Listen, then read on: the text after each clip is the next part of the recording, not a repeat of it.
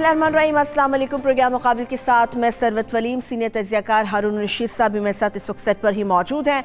आज प्रोग्राम के जब पहले हिस्से की जानिब बढ़ेंगे तो बात करेंगे कि नबी पाक सल्लल्लाहु अलैहि वसल्लम ने करप्शन पर इबरतनाक सजाएं दी, मगर हमने NRO दे देकर इस मुआशरे का बेड़ा गर्क कर दिया। खान साहब कहते हैं कि लोग मुझे कहते हैं जिन्होंने पैसा लूटा है उन्हें मुआफ़ कर दूँ, करोड़ों रुपए लूटने वालों पर रहम कौन करता है, ऐसा कहते हैं खान साहब। दूसरी जानिब वफाकी वज़रा भी ये पेशेन गोइयाँ करते फिर रहे हैं कि जरदारी साहब को भी इंसानी हमदर्दी की बुनियाद पर इलाज की सहूलत फराहम की जा सकती है। यहाँ पर एक ही सवाल है जो बड़ा इंपॉर्टेंट है, NRO से रिलेटेड है। NRO नहीं हुई, चलिए मान लिया, डील नहीं हुई, चलिए मान लिया, तस्लीम कर लिया, तो क्या आवाम की आंखों में धूल झोंकने की ये कोशिशें की जा रही हैं? इस पर तफसील से बात करूँगी। दूसरे हिस्से की जानिब बढ़ूँगी तो यकीनी तौर पर नवाज शरीफ साहब से मुताल्लिक़ बात करेंगे कि उनकी लंदन रवानगी एक मरतबा फिर से लटक गई है। नाम अब तक उनका ECL से नहीं निकाला जा सका, मगर वापसी की तारीख मुकर्रर कर दी गई है कि नवाज शरीफ साहब किस तारीख को वापस पाकिस्तान आएंगे। एक जानिब हुकूमत के मुताबिक ECL से नाम निकालना जो है वो सिर्फ एक रस्मी कार्रवाई है, तो फिर इस रस्मी कार्रवाई में इस कदर ताख़ीर की वजह क्या है? मामला कागजात तक महदूद है या फिर पसे पर्दा कोई और संगीन मसला दरपेश आ चुका है? इस पर भी तफसील से बात करेंगे। और आखिरी हिस्से में बात करेंगे मौलाना फजलुर रहमान साहब के धरने से मुताल्लिक, जिनका अब प्लान हमें लंबा होता हुआ नजर आ रहा है, क्योंकि तमाम कारकुनान को मजीद एक हफ्ते का राशन फराहम करने का फैसला कर लिया गया है, मगर इसके साथ साथ प्लान B और प्लान C के हवाले से भी धमका दिया गया है कि उसके ऊपर अमल दरामद कल या परसों से शुरू हो जाएगा। सवाल यह है कि क्या इन प्लान्स पर अमल दरामद नवाज शरीफ साहब की रवानगी के बाद होगा? अगर पहले हो जाता है तो रवानगी का क्या बनेगा? और इसके अलावा महंगाई जो बढ़ रही है इस पर बात करूंगी, और नाबीना अफराद का जो धरना है जो 7वें रोज़ में दाखिल हो चुका हुआ है, इससे मुतालिक भी बात करूंगी। मगर सबसे पहले रबीउल अव्वल का महीना है और रबीउल अव्वल आज बड़ा 12 रबीउल अव्वल बड़ा खूबसूरत दिन था हारून साहब, और सीरत कॉन्फ्रेंस में खिताब भी किया मुल्क के वज़ीर आज़म ने। NRO की बात उन्होंने वहाँ पर भी की। ये तो चलिए मैं पूछूंगी आपसे, NRO दिया नहीं दिया, डील हुई नहीं हुई, ये NRO देते कैसे हैं, पहले ये बताएं आप। NRO है नेशनल रिकन्सिलिएशन ऑर्डर, जो बेनज़ीर भुट्टो को दिया गया था और सब लोगों को उसकी वजह से फिर सब लोगों को दिया गया था। और ये नेशनल रिकन्सिलिएशन का आइडिया आया है नेल्सन मंडेला से। अच्छा, ठीक है, उन्होंने कहा माजी को भूल जाए, नेशनल बदला नहीं लेना। गोरों ने हुकूमत की मुद्दतों तक और जुल्म ढाए, और ऐसे जुल्म ढाए कि जिसकी कोई हद नहीं पाकिस्तान में, तो उसको कोई तसव्वुर ही नहीं कर सकता। अब उसकी तफसील में मैं नहीं जा सकता। बाई द वे आपको बताऊँ, नेल्सन मंडेला कहते थे मेरे लीडर कायदे आज़म। अच्छा खैर, वो तो हम तारीख़ में चले जाएंगे तो मामला बिगड़ जाएगा। तो वो नेशनल कौमी मफाहमत, यानी सब लोगों ने सुलह कर ली। साद अल्फाज में सब लोगों ने सुलह कर ली, माजी को भुला दिया। अब एक नया आगाज़ करना है, ये है नेशनल रिकन्सिलिएशन। मतलब ये हमारे यहाँ NRO मतलब ये कहा जाता है कि भाई कसूरवार को माफ़ी दे दी, जिसे कसूरवार समझा जा रहा था या हुकूमत के लिए, तो वो बाहर उसे माफ़ी दे दी, छोड़ दिया। अब पसे पर्दा तो बहुत कुछ हो रहा है, लेकिन हमारे पास कुछ है मुसद्दका इत्तलात हैं, कुछ चीज़ों का हमें पता नहीं है। मसलन ये कि क्या एक मिडल ईस्ट का मुल्क और एक मिडल ईस्ट और एशिया के संगम पर जो मुसलमान मुल्क है, क्या वो बाकी कुछ कंपनसेट करेंगे फाइनेंशियली? क्या वो उन्होंने कोई दरख्वास्त की है? क्या कोई राब्ता, कोई टेलीफोन वहाँ से भी आए हैं? तैयारा भी क्या वहीं से आएगा? कुछ चीज़ें हमें मालूम हैं, कुछ चीज़ें हमें मालूम नहीं है, लेकिन बात तो हो रही है, ज़ाहिर है। और NRO एक लिहाज से जिसको जिन मानों में हम NRO की इस्तेलाह इस्तेमाल करते हैं वो तो हो चुका है। और लेकिन खान साहब कह सकते हैं। अच्छा, मैं अभी खान साहब का क्लिप पहले दिखा दूँ जरूर हारून साहब, ज़रा लोगों को पता चल जाए कि खान साहब मिलाद की महफिल होती है वहाँ जाते हैं तो NRO की बात करते हैं, जलसे की बात करते हैं तो NRO की बात होती है, करतारपुर राहदारी की तरफ जाते हैं तो NRO की बात होती है। अभी भी उन्होंने सीरत कॉन्फ्रेंस में NRO की क्या बात की वो पहले आप सुन लीजिए। हमारे सामने एक बड़ा माफियाज बैठे हुए हैं जो एक करप्ट निज़ाम से माल बना के तकड़े लोग बैठे हुए हैं। हमारा काम है जद्दोजहद करके इनको शिकस्त देना। मुझे कहते हैं लोग, इमरान साहब आप में रहम नहीं है। जिन लोगों ने इस मुल्क को कंगाल करके मकरूज कर दिया उनको माफ कर दें। मेरा काम उनको माफ करना नहीं है। मेरे पैसे नहीं उन्होंने चोरी किए, कौम के पैसे चोरी किए हैं। यहाँ लोग गुर्बत में फंसे हुए हैं, लोग महंगाई में फंसे हुए हैं क्योंकि लोगों का पैसा चोरी कर लिया। नबी सल्लल्लाहु अलैहि वसल्लम ने इबरतनाक सजाएं दी थी, जो करप्शन करते थे वो भी माफ कर सकते थे, वो तो रहमतुल आलमीन थे। कहने का मतलब ये है कि रहम होता है कमजोर तबके के लिए, गरीब तबके के लिए, जो बेचारा पिसा हुआ तबका है, माजूर हैं, जो यतीम हैं। रहम तो इनके लिए होता है। बड़े बड़े डाकुओं को कौन रहम करता है? बात तो माशरा अपना तबाह कर देंगे। रहम कर करके तो एनआरओ दे के तो माशरे का बेड़ा गर्क किया हमने। ये माशरे का बेड़ा गर्क किया, खुद क्या कर रहे हैं आप? ये देखिए, ये तो उन्होंने इसी बात की तरफ इशारा किया गालबन, अगर शऊर में नहीं तो लाशऊर में होंगे, कि रसूलुल्लाह ने कहा, जो हम दोहराते रहते हैं, कि फरमाया जनाब रसालत माब सल्लल्लाहु अलैहि वसल्लम कि जिन्होंने जो वो कौमें तबाह हुई जो ताकतवरों को सज़ा नहीं देती थी, कमज़ोरों को सज़ा देती, ताकतवरों को माफ़ करते थे, वो उसूली बात तो ठीक है, लेकिन प्रैक्टिकली तो ये हो रहा है कि उन्हें वाकई कानून का तलाक उन पर नहीं होने वाला। शेख रशीद ने कह दिया है और उन्होंने भी कह दिया, शाह महमूद ने, कुरैशी साहब ने भी कह दिया, और मैंने आपको याद है 2-3 दिन से कह रहा हूँ कि भाई ये जरदारी साहब भी जाएंगे। सबसे पहले आपने बात की हारून साहब, ये मुमकिन नहीं है कि पंजाब से उठने वाला लीडर माफ कर दिया जाए और सिंध से उठने, सिंध वाले पहले ही शिकायत करते हैं हमारे लिए दूसरा पैमाना, और ये बात कहने का उन्हें हक हासिल है। जरदारी साहब भी जाएंगे, अंदाज़ा ये है, और ये भी जाएंगे, और शहबाज शरीफ फार्मूला इस मामले में मान लिया गया है। रह गई पैसों की बात। मेरा अब तक तो यही ख्याल था कि कोई बात नहीं हो रही। शहबाज शरीफ फार्मूला, किस फार्मूले की बात कर रहे हैं हारून साहब आप? मफाहमत, बस मफाहमत और मिट्टी पाओ। चौधरी शुजात हुसैन जैसे जो जिस चीज़ को कहते हैं मिट्टी पाओ, जिसको अंग्रेजी मुहावरे में कहते हैं कूड़े को कालीन के नीचे धकेल देना। मेहमान आ रहे हैं, सफाई करने का वक्त नहीं है, या मतलब डाल दो उसको, या मतलब ज़हनियत ही ऐसी है, तो वो कूड़ा जो है कालीन का, नीचे कालीन चमक रहा है। ठीक है नहीं? ये वही पॉलिसी है ताकतवरों को माफ़ करने की। और पैसे अगर वो दे भी देते हैं, ये उनके ईमा पर, और देंगे तो यही, इनके ईमा पर किसी को कुत्ते ने काटा है कि इनकी जगह पैसे देंगे तो यही, मगर ये जाहिर होगा कि वहाँ से आइए डोनेशन आइए कुछ है, मुझे नहीं पता तरीक़ाकार क्या होगा। वो तो हो चुका है। हाँ, सब खुद जो कुछ कह रहे हैं इसका मतलब माफी है, पैसे दे दें चले जाएं, प्ली बार्गेन कर लें, पैसे दे दें।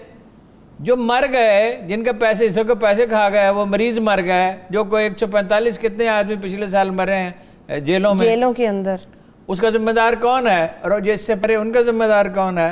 और जो गरीबों के बच्चों को तालीम नहीं, 2 करोड़ बच्चे नहीं जा सके, लाहौर में सारा पैसा खर्च कर दिया, सड़क पे जाते हुए आपको लगता है अब कश्ती तैरती हुई जा रही है, तो जो बाकी पूरे पंजाब में लोग महरूम रहे उसके ज़िम्मेदार कौन है? सज़ा तो उन्हें नहीं दी जा रही है, न हिम्मत है इमरान खान साहब में, न हुकूमत में, न इस्टेब्लिशमेंट में। बनाने तो रियासत मदीना चले हैं, ये कौन सी रियासत में? गुस्ताखी है। तो आज फिर बात उन्होंने की है न, कही होगी, आप न क्या करें, ये रियासत मदीना एक तरह की गुस्ताखी है। कहाँ अल्लाह के रसूल और उनके जानशीन, कहाँ वो पाकीज़ा लोग, कहाँ उनके उसूल, और कहाँ ये एनआरओ खान साहब जो तर्ज ज़िंदगी है उनका, और जो शहबाज शरीफ का और नवाज शरीफ का और जरदारी का।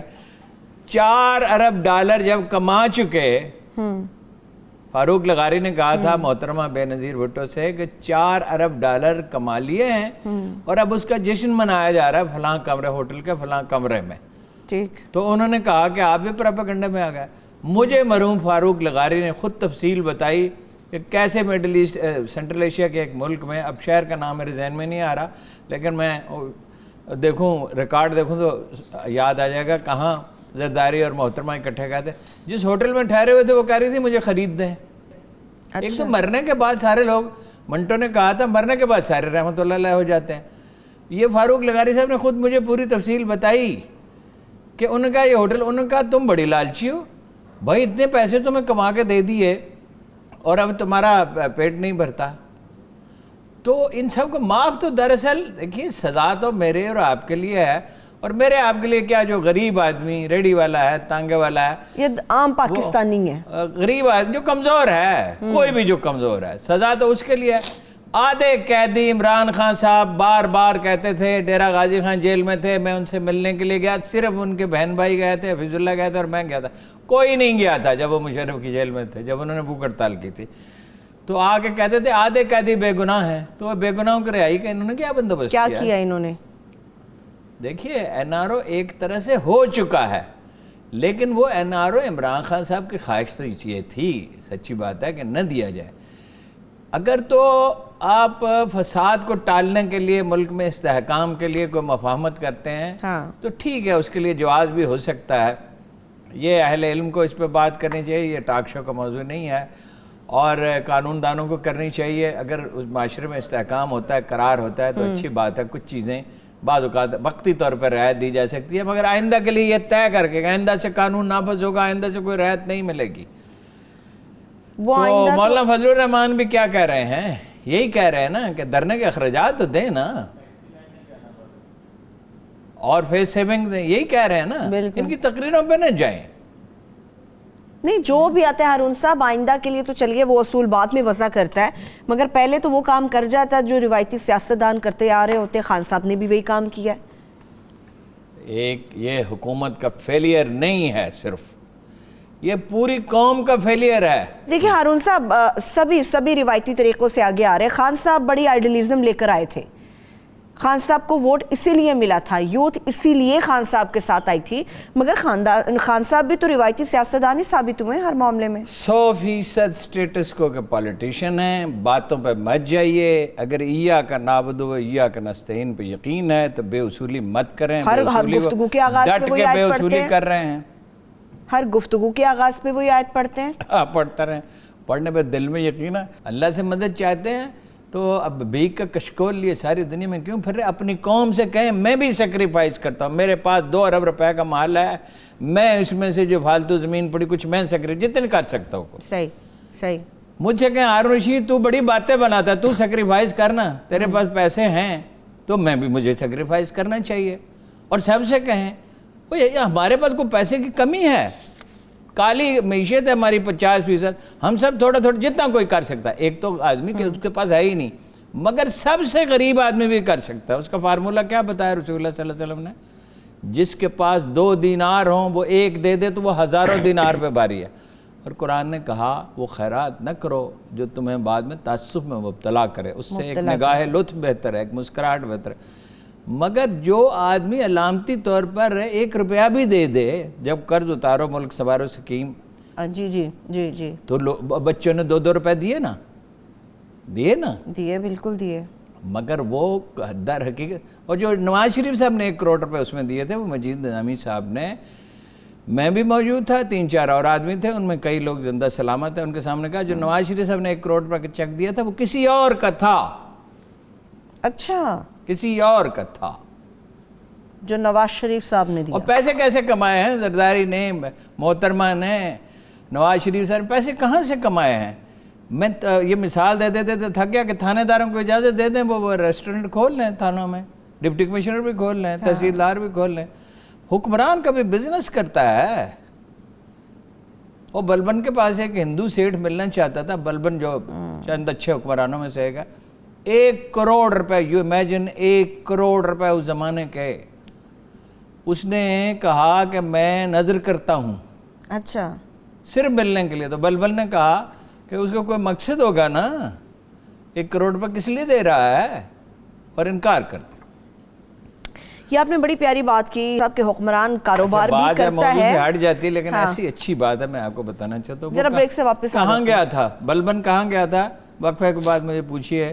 ہندو سیٹھ کو تو 1 کروڑ روپے لینے سے اس نے انکار کیا، پھر وہ گیا کہاں تھا؟ وہ بلبن کہاں گیا تھا؟ یہ تو بریک سے واپس آ کے ہارون صاحب سے جانیں گے۔ مگر حکمران، آج کا حکمران تو کاروبار بھی کرتا ہے، سیاست بھی کرتا ہے۔ پھر کہا جاتا تھا کہ سیاستدان لیڈر تب بنتے ہیں جب جیل کاٹ کر آتے ہیں، مگر آج کا سیاستدان لیڈر بھی بن جاتا ہے مگر جیل میں رکنے کو تیار نہیں ہے۔ اور دوسرا اس کے ساتھ ساتھ نواز شریف صاحب، اب ان کا مستقبل کیا ہے؟ روانگی ہوگی نہیں ہوگی، کب ہوگی، کیسے ہوگی؟ ان سارے سوالوں پر میں بات کروں گی اور ہارون صاحب کا تجزیہ لیں گے، مگر ایک بریک کے بعد۔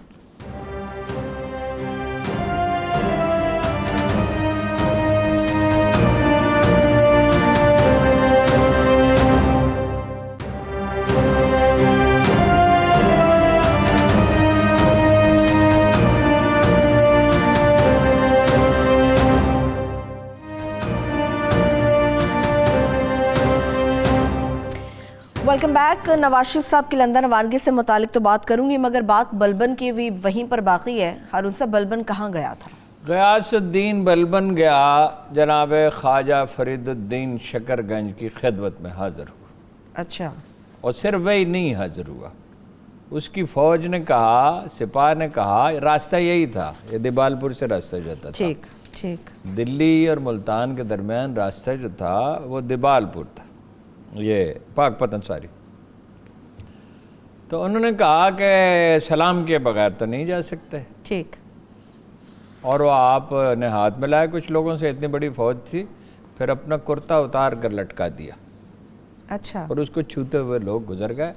یہ تو ایک علامت تھی, یعنی ان کی خدمت میں حاضر ہوتا. حاضر کیا ہوتا تھا مطلب اپنی صاحبزادی کی ان سے شادی کرتے. اچھا.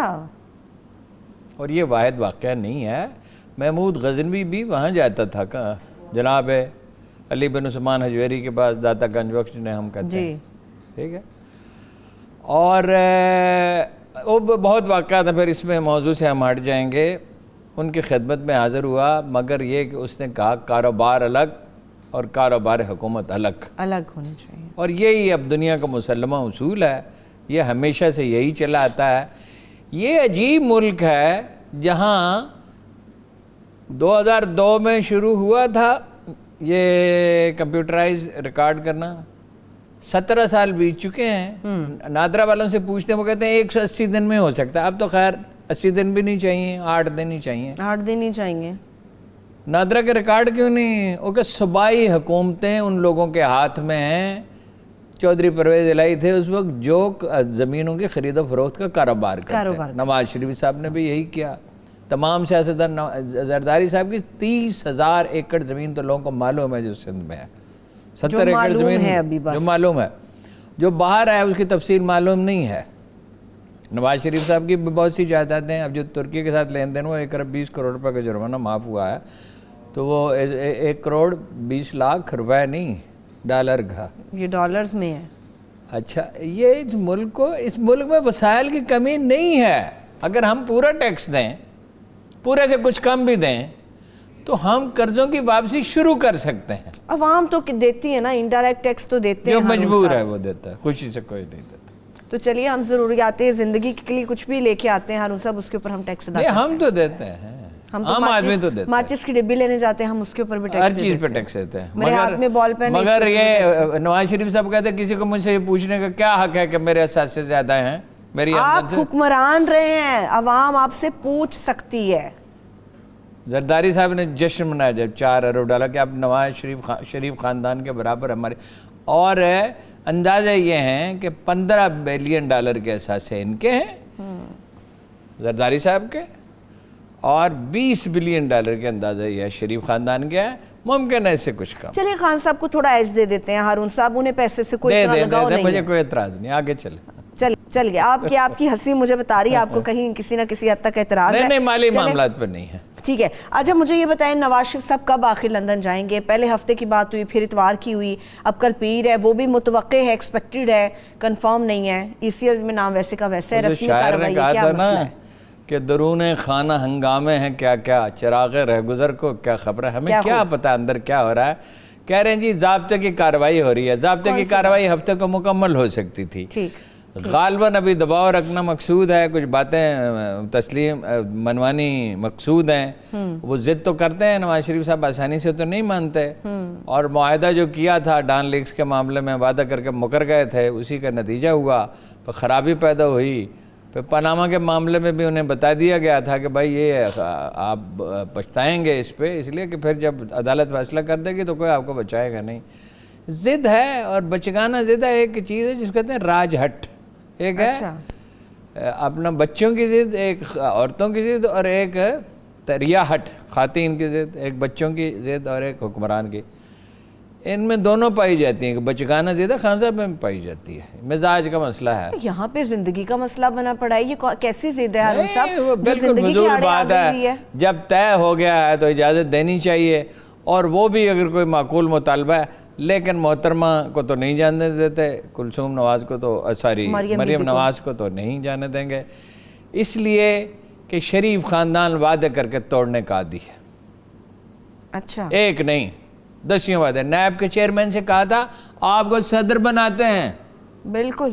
مگر بحران ہماگیر ہے, اخلاقی ہے. ہم سب کا حال یہی ہے. ہم ٹیکس چوری کرتے ہیں, ہم قوانین کی پاسداری نہیں کرتے. سگنل توڑنے سے لے کے یہ سڑک, میں نے آپ سے کہا کہ آدھی گھیری ہوئی ہے ریڈی والوں نے, اور ایک سڑک نہیں ہے, سارے ملک کی.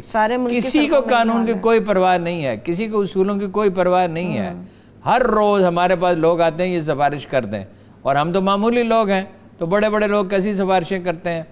اور آپ کا کیا خیال ہے کہ پرائم منسٹر سیکریٹریٹ میں اصولوں پہ عمل ہوتا ہے, اور نائب والے جو ہیں وہ بالکل انصاف کرتے ہیں؟ کیا وہ پی ٹی آئی میں لوگ نہیں ہیں جنہیں سزا ہونی چاہیے؟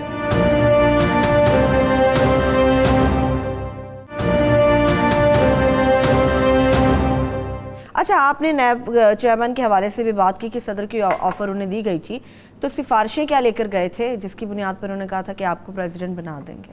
کوئی سفارشیں نہیں, ان سے کہا صدر بنا دیں گے, آپ ہمارے صدر بھی کریں.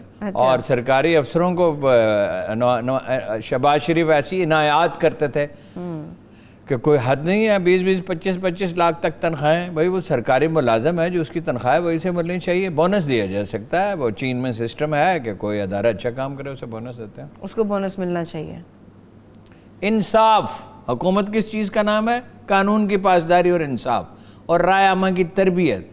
اور اب بائی ایگزامپل دیکھا گیا یہ قانون ساری دنیا میں ہے, پاکستان میں تو نہیں ہے ہارون صاحب.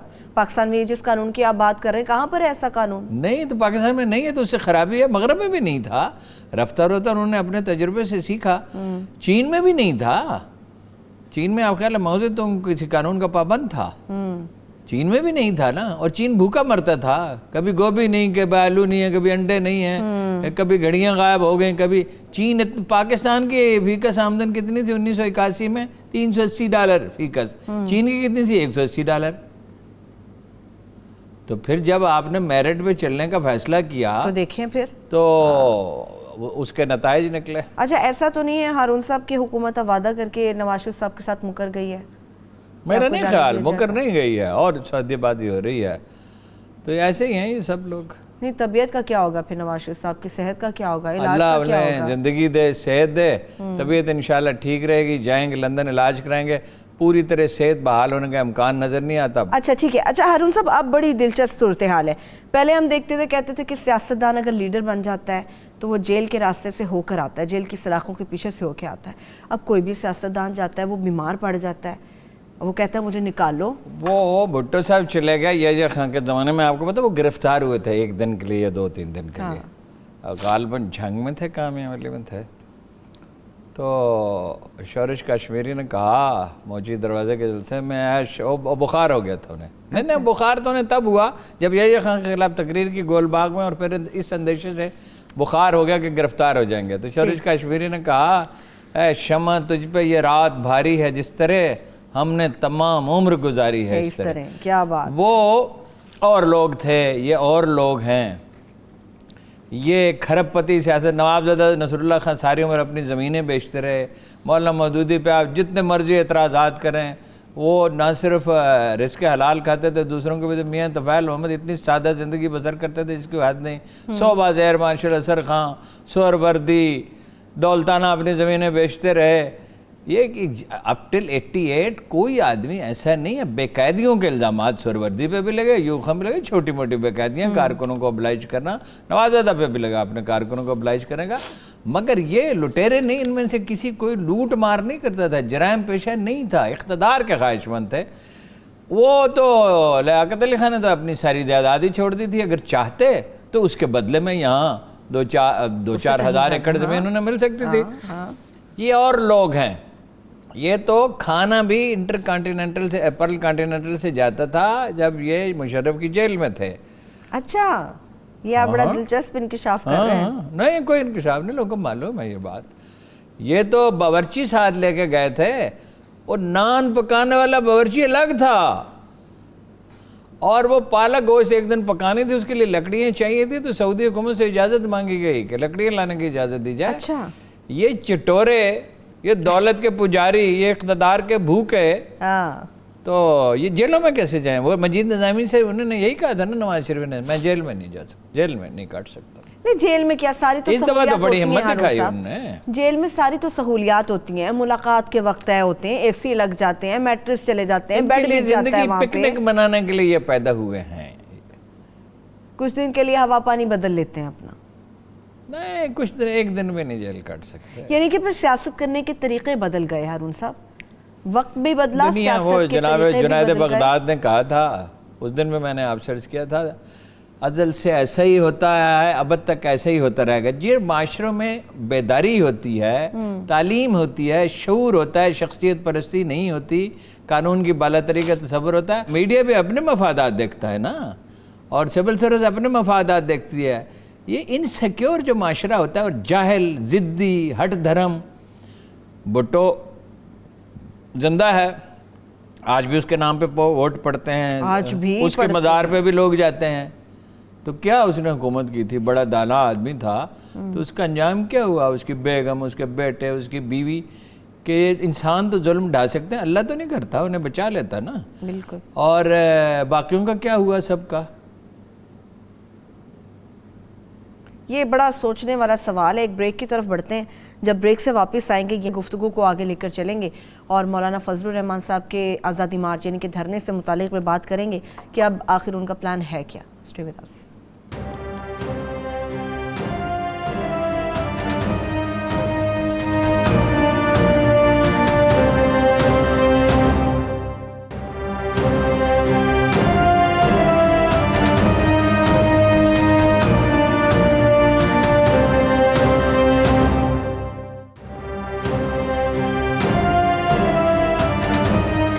Welcome back ji. مولانا فضل الرحمان صاحب کی آزادی مارچ سے متعلق اب بڑی ڈیٹیل میں ہم گفتگو کرنے والے ہیں. تو ہارون صاحب کیا بنے گا دھرنے کا؟ ہم تو سوچ بیٹھے تھے کہ نواز شریف صاحب کی روانگی ہو جائے گی, زرداری صاحب کو بھی کچھ ریلیف مل جائے گا. میرے پاس کوئی طریقہ نہیں ہے, کوئی چڑیا میرے پاس نہیں ہے, نہ کوئی مجھے کشف ہوتا ہے. جو میں نے سنا ہے وہ یہ ہے کہ 2 ارب 34 کروڑ روپے مولانا نے مانگے. 2 ارب 34 کروڑ روپے اخراجات ہوئے. چودھری پر مبینہ طور پر چودھری پرویز الہی صاحب نے کہا یہ دھندا ہم مدتوں سے کرتے ہیں, 20-25 کروڑ سے زیادہ خرچ نہیں ہو سکتا. فیس سیونگ چاہتے ہیں, کچھ اور مطالبات بنوانا چاہتے ہیں. حکومت کی پوزیشن اب بہت تیزی سے بہتر ہو رہی ہے. پہلے حکومت زیادہ دباؤ میں تھی, اب مولانا دباؤ میں ہے. اور ان کے حلیف بھی انہوں نے معاملہ طے کر لیے ہیں. زرداری صاحب کا بھی طے ہو جائے گا, ان کا بھی طے ہو جائے گا. حاصل بزنجو اور محمود اچکزئی وغیرہ میں اتنا دم نہیں ہے, اسفندیار وغیرہ میں, کہ وہ کھڑے رہیں. البتہ ان کے جو پیروکار ہیں وہ پکے ہیں. دیکھیے تاریخ میں ایسے بہت سے مواقع آئے ہیں جو اسماعیلی تھے. وہ کوئی آدمی ملنے کے لیے گیا, اب اس کا نام میرے ذہن میں نہیں, تو اس نے کہا وہ شیخ الجبال سے, اس سے کہا یہی علاقہ تھا جان نصر, یہ ہے لبنان میں جو وہ جو تنظیم ہے نا, کیا ہے اس کا نام, تو یہ بڑا دشوار گزار علاقہ ہے, تو اس میں اس کا ٹھکانہ تھا. تو اس نے کہا کہ ملک شاہ علپ ارسلان کا جانشین اس کا دور تھا, تو اس نے کہا کہ اس کی کتنی اطاعت کی جاتی ہے. اور میں تمہیں بتاتا ہوں میری کتنی اطاعت کی جاتی ہے. وہ جو آدمی کھڑا ہوا تھا پیرے پہ, تیر کمان لیے, اس سے کہا چوٹی سے چھلانگ لگا دو, اس نے چھلانگ لگا, وہ جان دے دی. تو ہر دور میں ایسے لوگ, یہ اس سطح کے لوگ تو نہیں, لیکن مولانا کے پیروکار ان کی بات مانتے ہیں. وہ انہیں نجات دہندہ اپنا سمجھتے ہیں, انہیں سچ پہ سمجھتے ہیں, وہ ان کے ساتھ کھڑے رہیں گے.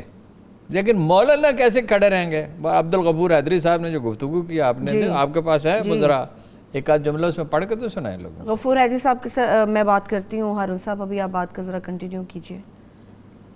تو وہ بیٹھے رہیں گے, کوئی ایسی بات نہیں ہے, بیٹھے رہ سکتے ہیں, لیکن اب ان کے پاس کاز کیا ہے, کس چیز کے لیے بیٹھے رہیں گے؟ اور نتھنگ سکسیڈ لائک سکسیس, کامیابی جیسی کوئی چیز نہیں ہے. اچھا, بڑے ہارون صاحب, بڑے لوگ یہ بات کر رہے ہیں کہ مولانا صاحب کی جو آزادی مارچ کے نام پہ موومنٹ سٹارٹ ہوئی ہے, یہ پی این اے کی جو موومنٹ تھی اس سے بڑا اس کا کمپیریزن ڈرا کر رہے ہیں. یہ کمپیریزن ایک ڈرا کر رہے ہیں کہ جی پی این اے. پہلی بات تو یہ ہے کہ اس میں ایک پارٹی کے لوگ ہیں, ایک مذہبی فرقے کے آدھے حصے سے لوگ ہیں, سارے نہیں. رفیع عثمانی, مفتی رفیع عثمانی تو جسٹس تقی عثمانی تو نہیں ہے, سنجیدہ علماء جو ہیں وہ تو اس میں نہیں ہیں. دوسرا پرو پاکستان جو ایلیمنٹ تھا 47 سے پہلے, وہ تقسیم پھر اوپر آئی ہے, وہ تو نہیں ہے. اور پیپلز پارٹی کے ورکر کہاں ہیں؟ اور نون لیگ کے ورکر کہاں ہیں؟ پی این اے کی موومنٹ کی پھر کسی وقت بات کریں گے. جو کہا جاتا ہے امریکہ کی سازش اور یہ اور فلاں، کون سی امریکہ کی سازش؟ 329 آدمی جان سے گئے، 329 آدمی جان سے گئے، 50,000 آدمی جیلوں میں گئے، پوری پولیٹیکل لیڈرشپ نے جیلیں کاٹی. اس سے اس کا کیا موازنہ ہے؟ موازنہ تو کر رہے ہیں کہ جی مولانا صاحب کوئی موازنہ نہیں. اس میں لوگ جان دینے کے لیے تیار تھے. بھٹو صاحب نے دھکیل کے ان کو دیوار کے ساتھ لگا دیا تھا. اس معاملے میں عمران خان صاحب کی غلطی ہے ضرور کہ وہ مولانا کو ریڈیکول کیوں کرتے ہیں. حکمران کا یہ کام نہیں ہوتا. ٹھیک، وہ مولانا جو مرضی کہتے رہے، انہیں ریڈیکول کیوں کرتے ہیں؟ یہ جو اصطلاح ان کے لیے استعمال کرتے ہیں، اس کا مطلب کیا ہے؟ یہ ناشائستہ بات ہے. اور یہی کیا ایک ہی معاملے میں تو نہیں ہے. یہ ملازم رکھے ہوئے لوگوں کو گالیاں دینے کے لیے. عمران خان صاحب نے بھی رکھے ہوئے، نواز شریف صاحب نے رکھے. میڈیا سے نہیں، گالی گالم گلوچ بریگیڈ اسے کہنا چاہیے، اور گندی گالی دیتے ہیں. آج صبح مجھے اتنا صدمہ ہوا جب میں نے اقبال کا ایک شعر نعت کا جو ہے وہ ٹویٹ کیا، تو مجھے کسی نے میسج بھیجا کہ تم بریلوی ہو. کس قدر تکلیف دہ بات ہے. یعنی جو باقی مکاتب فکر ہیں، کیا وہ رسول اللہ صلی اللہ علیہ وسلم کے توصیف نہیں کرتے، ان پہ درود نہیں پڑھتے؟ سبھی پڑھتے ہیں. تو یہ دیکھیں ایک مزاج بن گیا ہے. آزادی ہمیں راس نہیں آئی، آزادی کے تقاضوں کو ہم نہیں سمجھتے. یہ ایک قوم کا فیلئر ہے، یہ ایک حکومت کا فیلئر نہیں ہے. اس ملک میں بار بار کہتا ہوں سیاسی تحریکوں کی ضرورت نہیں ہے اتنی. اس ملک کو اخلاقی اور علمی تحریکوں کی ضرورت ہے. ہر آدمی اپنے گریبان میں منہ ڈالے اور دیکھے کہ وہ کیا کر رہا ہے. صرف یہی نہیں کہ اس نے ملک کے لیے کیا کیا ہے، وہ یہ بھی دیکھے کہ اخلاقی اعتبار سے وہ کہاں کھڑا ہے، کتنا سچ بولتا ہے اور کتنا جھوٹ، اور کتنی امانت داری، اور کتنی. ایک اخبار بھی اس کو دیکھنا چاہیے کہ وہ سچ بول رہا ہے، جھوٹ بول رہا ہے، مفادات کے لیے کر رہا ہے، اپنے پریجڈس کو آسودہ کرنے کیتھارسس کے لیے کر رہا ہے، یا ایمانداری سے تجزیہ کر رہا ہے. ٹھیک ہے.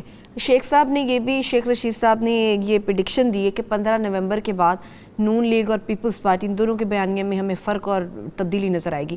یہ بیانیے میں کیسی تبدیلی؟ شیخ صاحب کے بیانات 3 طرح کے ہوتے ہیں. ایک تو فیلر چھوڑتے ہیں، ایک صحیح بات کرتے ہیں، اور ایک بعض اوقات کیا سرائی کرتے ہیں. میرا خیال ہے کہ یہ اندازہ ان کا درست ہے.